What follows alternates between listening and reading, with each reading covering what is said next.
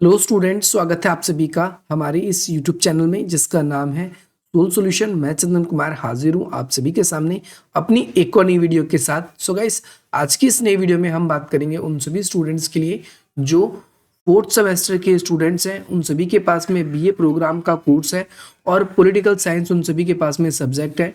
Political science में भी उन सभी के पास में जो आप सभी का माइनर पेपर है उसके अंदर वो पॉलिटिकल साइंस को पढ़ रहे हैं, तो ये ध्यान देंगे सभी बच्चे।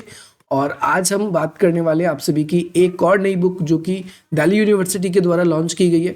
अधिकतर बच्चों के पास में उनकी डेटशीट मिल चुकी है, परंतु बुक ना ही अभी उनके पास में अपॉइंटमेंट का कोई मैसेज आया है। लेकिन इस वीडियो के माध्यम से मैं आप सभी के सामने आप सभी का जो माइनर पेपर है पॉलिटिकल साइंस का, उसका जो सिलेबस है उसको मैं डिस्कस करूंगा, जिसमें आप सभी के लिए टोटल 6 यूनिट दी गई है।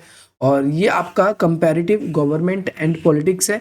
हिंदी में बात करें तो तुलनात्मक सरकार और राजनीति, ये बुक का नाम है आप सभी का।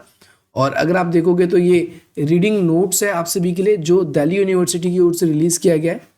और इसका सिलेबस जो है यहाँ पर आप सभी के लिए है, लेकिन इस जगह से देखने से अच्छा है कि आप यहाँ पर अच्छी तरीके से समझिए।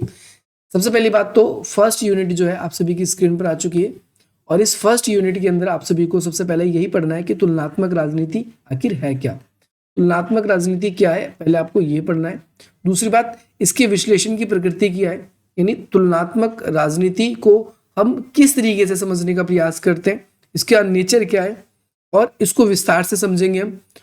और तुलनात्मक राजनीति हमारे लिए क्यों इंपॉर्टेंट है, एक चीज हमको ये भी पढ़ना है कि हमारे लिए क्यों इंपॉर्टेंट है।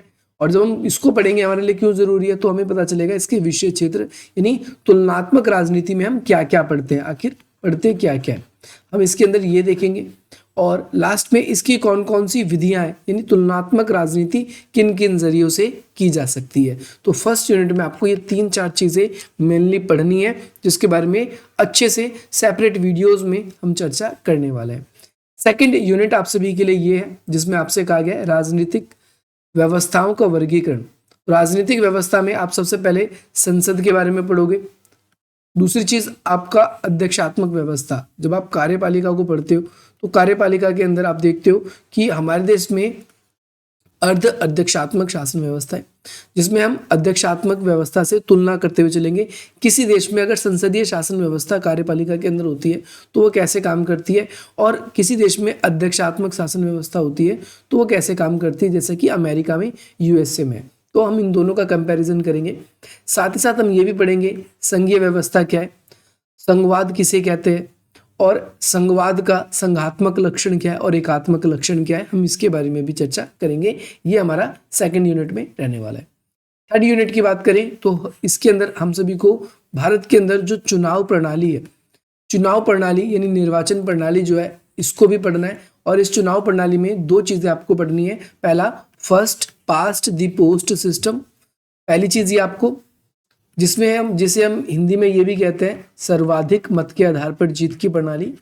सर्वाधिक मत के आधार पर जीत की प्रणाली। पहली बात तो होता क्या है सर्वाधिक मत के आधार पर जीत की प्रणाली, इसका मतलब सिंपल सा ही होता है, जब इलेक्शन होंगे तो जिसको सबसे ज्यादा वोट मिलेंगे या जो सबसे अधिक सीटों पे जीतेगा वो जीत जाएगा। तो ये आपका सर्वाधिक मत के आधार पर जीत की प्रणाली है। दूसरा आपका अनुपातिक प्रतिनिधित्व प्रणाली, जिसे हम एकल संक्रमण प्रणाली भी बोलते हैं। और इस प्रणाली से बेसिकली हमारे देश में राष्ट्रपति पद का चुनाव किया जाता है, आपको याद रखना है। और दोनों की मिश्रित प्रणाली क्या है, इसके बारे में भी हम चर्चा करेंगे, यानी सर्वाधिक मत के आधार पर जीत की प्रणाली और एकल संक्रमणीय, या फिर आप इसे अनुपातिक प्रतिनिधित्व प्रणाली भी कह सकते हो। नेक्स्ट चीज आपको इसके अंदर क्या पढ़ना है, भारत का जो दलीय व्यवस्था है। दलीय व्यवस्था आप सबको पता है, हम बेसिकली 3 तरह के दलों के बारे में, 3 तरह की राजनीतिक पार्टियों के बारे में पढ़ते हैं, जिसमें सबसे पहले आप सभी को ऐसे देश के बारे में पढ़ना होगा जहां पर एक वन पार्टी सिस्टम है, जैसे चीन हो गया, रूस हो गया, या अलग कोई सोशलिस्ट कंट्री है वहां पर, जहां पर कम्युनिस्ट पार्टी ही शासन करती है। दूसरे नंबर पे आप सभी के सामने आ जाएगा 2 दलीय व्यवस्था, जहां पर मुख्य रूप से वहां की राजनीति में 2 ही राजनीतिक दल होते हैं, या 2 ही राजनीतिक दल मुख्य भूमिका निभाते हैं। जैसे अमेरिका में 2 ही राजनीतिक दल हैं वो, या फिर ब्रिटेन में लिबरल पार्टी या कंजर्वेटिव पार्टी ही अधिकतर चुनाव में जीतती है, तो हम कह सकते हैं 2 दलीय व्यवस्था। और भारत जैसे देश के अंदर बहुदलीय व्यवस्था। तो इसमें आप ये भी पढ़ोगे कि भाई एक दल की क्या खासियत है, एक दल की क्या कमियां हैं, दो दलीय व्यवस्था जो है उसकी क्या खासियत है और उसकी क्या कमियां हैं, बहुदलीय व्यवस्था की क्या खासियत है, क्या तो आपसे तुलना पूछ सकता है, किसी एक के बारे में सेपरेटली पूछ सकता है आपके एग्जाम में, आपको इसके बारे में भी पढ़ना है। इसके बाद में आपके पास में यूनिट नंबर 5 आ जाता है, जिसमें आप समाज में शक्ति की संरचना के बारे में पढ़ेंगे। ये समाज के अंदर हमारे पावर के कौन कौन से स्ट्रक्चर्स हैं। जैसे सबसे पहली बार समाज में आप सभी को पता है, हमारे समाज में हर किसी परिवार के अंदर कुछ ऐसे तत्व होते हैं जो हमारी परंपरा से चले आ रहे होते हैं। तो ऐसे हम पारंपरिक अभी जातीय सिद्धांत को पढ़ेंगे जो हमारे परिवार में शुरू से ही मौजूद होते हैं। दूसरा, शक्ति का अभिजात वर्ग, यानी हमारे देश में कई बार हमें परित्सत्ता देखने को मिलती है, तो परित्सत्ता देखेंगे।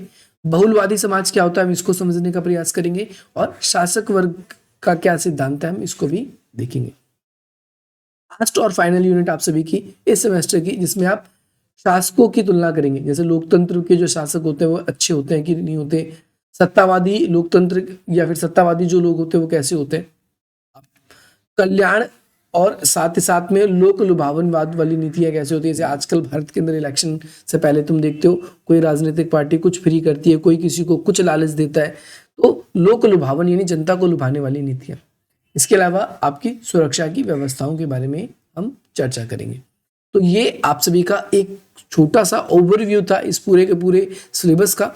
अगर मैं पूरे नंबर ऑफ पेजेस की बात करूं तो इस बुक के अंदर आपके लगभग 94 पेजेस हैं। और जो मेजर सब्जेक्ट है आप सभी का, मेजर वाला पॉलिटिकल साइंस, क्योंकि मैंने वो भी आप सभी के लिए डिस्कस कर दिया, अगर आप लोगों ने अभी तक नहीं देखा है तो आप उसको भी देखिए।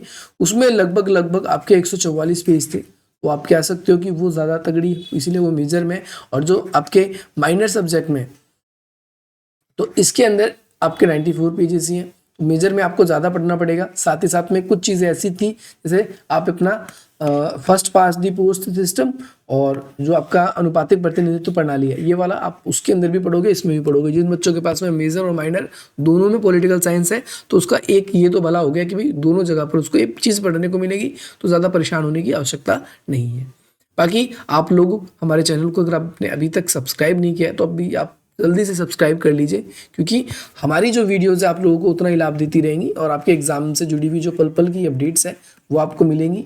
एग्जाम में कैसे आपको आंसर राइटिंग करनी है, क्या क्वेश्चन है, क्लासेस जो है हमारी ओर से, हमारी एंड से आप सभी के लिए स्टार्ट हो चुकी है। रोज़ाना आप देख रहे हो, आप लोगों के लिए पहले तो सिलेबस को डिस्कस किया जा रहा है, उसके बाद रोज़ाना कुछ ना कुछ वीडियोज़ जो है वो आप लोगों के लिए इसी तरीके से आते रहेंगे, ताकि आप अपने एग्जाम्स की जो भी तैयारी आपकी चल रही है आप उसको और ज़्यादा अच्छे से कर सको। अगर आप लोगों ने अभी तक हमारे टेलीग्राम ग्रुप्स को ज्वाइन नहीं किया तो आप उसे ज्वाइन कीजिए, क्योंकि अब तक 1040 लोग उस टेलीग्राम ग्रुप में जुड़ चुके हैं। आप लोगों के लिए भी पूरा निमंत्रण है। और वो बेसिकली कैसा ग्रुप है जिसमें मैं ही आप लोगों के लिए मैसेज करता हूँ, दूसरे लोग आप लोगों को मैसेज जल्दी नहीं कर सकते। अगर मैसेज आएंगे भी तो आप उसको, कोई परेशानी वाली बात, दिक्कत नहीं होगी आप लोगों को। बाकी आप उसे ज्वाइन कर सकते हो, बाकी कोई भी दिक्कत होने पर आप मुझे बता सकते हो। बाकी यहाँ पर आप लोगों के लिए यही, आप इंस्टाग्राम पे भी हमसे जुड़ सकते हैं। बाकी मिलते हैं आप सभी से अपनी अगली वीडियो में। जय हिंद, जय भारत।